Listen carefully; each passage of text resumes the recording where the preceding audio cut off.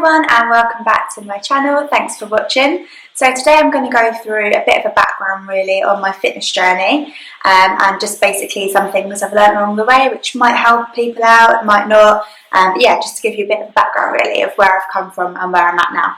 So throughout primary school and up to about year 11 I'd say, I was just kind of your average kid. I was probably a little bit on the chubby side, wasn't very athletic but I wasn't, really overweight.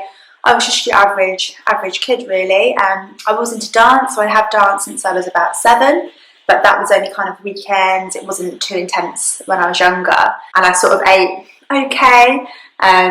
My mum, if anyone knows my mum, she is literally so slim and she can eat anything she wants. So growing up after school, I'd come home and have biscuits, I'd have cake with a cup of tea. My meals were always quite balanced, but definitely the portion size was too big for me. About year 11, I think that's when I started playing netball. So I went on a South Africa tour and I just wanted to go to South Africa. I didn't even really care about the netball, not going to lie.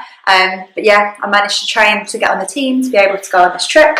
And that's when I got into a bit more fitness training. So I think year 11 was when I remember going to prom and thinking, yeah, I feel, in good shape. And I think it just went a bit downhill after that, to be honest. I think it's a combination of puberty, learning to drive. That was definitely one because it was so easy just to go down to the McDonald's drive-through. If we had like a free period, we'd go and get food in sixth form.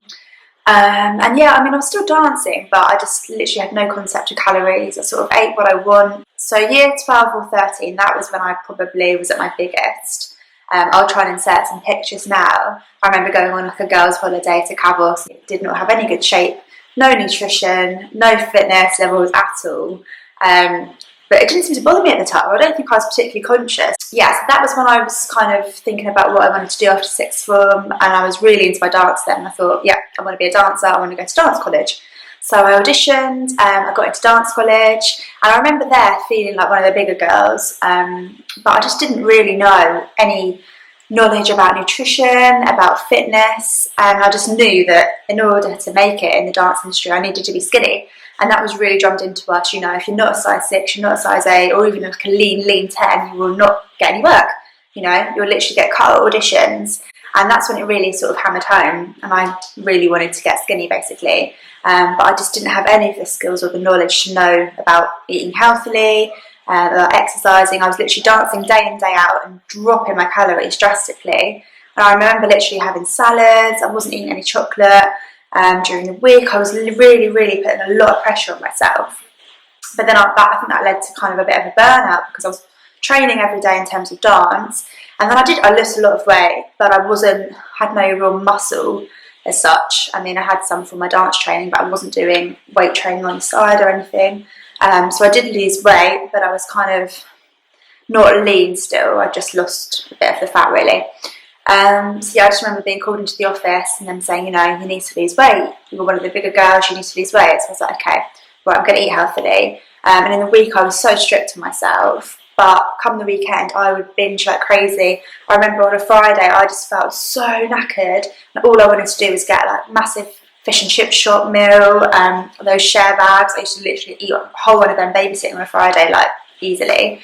And I just remember literally binging on a Friday because my body was just so hungry and I'd just been so restrictive in the week. And I thought, it's fine, I'm allowed a cheat day. I had no idea of a calorie balance. I had no knowledge, and that really wasn't, nutrition really wasn't part of where I was.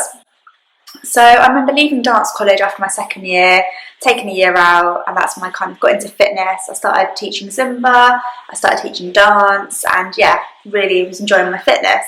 So that's when I kind of learned a lot more. Obviously I've done my level 2 and then went on to do my level 3 personal training, and I went back to uni to sort of finish my degree specifying in fitness really. And I thought, yeah, now's the time. I really want to get lean and get really fit, really healthy. I remember taking chicken and like green beans in a Tupperware round to my friends when everyone was having dinner there. Just because I was literally so on it with my calories. But then I remember just being that annoying person that if they were getting Domino's, I'd have my chicken and veg and be like, oh, is there a slice going spare? I wouldn't give them any money towards it, and I'd just end up eating probably double. And I just really should have just enjoyed myself. with a limit. I remember there was one stage I wasn't really drinking at all, wasn't really going out. I was always teaching really early on a Saturday morning, so that kind of meant Friday nights I just wanted to chill, stay in and be healthy, or even just go to the gym. I remember being like Friday night at the bar and doing, you know, like a late night leg session or something.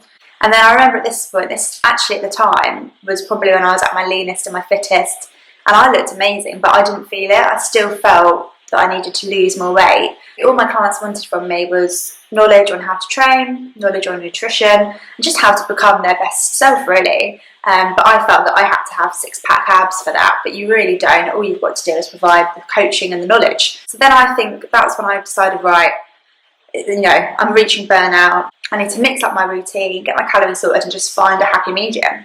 So I remember I joined CrossFit nearly 3 years ago now, actually, I think. And that was really good. It mixed up my training. I had a new level of fitness. I had a new level of strength, which I wasn't getting in the gym, just because you're doing different exercises, Olympic lifting that I wouldn't always do in the gym. I'd kind of just reached a bit of a plateau in the gym, really. And that really helped to mix it up. And that's when I really felt that I was enjoying my training.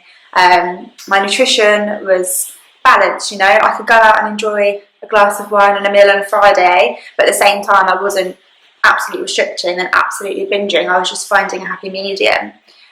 Using MyFitnessPal on and off, so obviously now I've got more of an idea of how many calories are in certain foods, what macros are in certain foods. So I think tracking from the start really gives you that background, really gives you that knowledge. But I wouldn't say that you have to rely on MyFitnessPal throughout. You know, if you can kind of intuitively eat, or just use MyFitnessPal just to gauge an idea of where you're at. If you're not, you know, in a strict cut or a strict surplus and you're just happy to maintain, you can kind of gauge an idea of what calories are in food, and you know that you can have a healthy level of everything and not be cutting right back and then wanting to binge, because, you know, that's the worst thing, because you end up back at the start. So you need to find a happy medium, you need to find a balance. And I think now that's where I'm at. You know, I do drink on weekends, I do have chocolate, cake, crisps, you know, but everything in moderation, and I make healthier choices. So I buy smaller packets of things. I buy the individual portions, like the 90-calorie brownies, for example, rather than buying a cake and cutting a massive slice. It's just a case of finding those in-between options, which mean that you can keep consistent, because consistency is key. There's nothing worse, absolutely nothing worse, than cutting right back and then just feeling like you want all the cake, all the chocolate, and you absolutely binge, and then your calories end up higher than they would if you just had a little bit, and you're just giving yourself that little treat so that you feel a bit more human as well. Go out for meals with your friends. Don't say, I can't come, you know, I'm in a calorie deficit, I can't come out for a meal. Yes, maybe choose the healthier option on the menu, and maybe don't have a starter and a dessert. You know, cut back and make some calories for it in the day, so don't have a massive lunch if you know you're going out for dinner. But you've still got to enjoy your life at the end of the day. I think balance is literally the most important thing you can learn in terms of your lifestyle and your health, because at the end of the day, you've only got one life. You don't want to think, oh, I spent it, you know, sat with my Tupperware of chicken and broccoli when all my friends were out having a meal. So all it is having that healthy balance. And I really want people to realise that you haven't got to go extreme, you know. It's just doing better than you do normally and consistently doing that, and then you will see the results. So I think I've talked for long enough now. So if you did enjoy my video, please give it a thumbs up and also subscribe to my channel. You can also follow me over on Instagram. My handle is @mdancefit. Thanks guys, and I'll see you soon.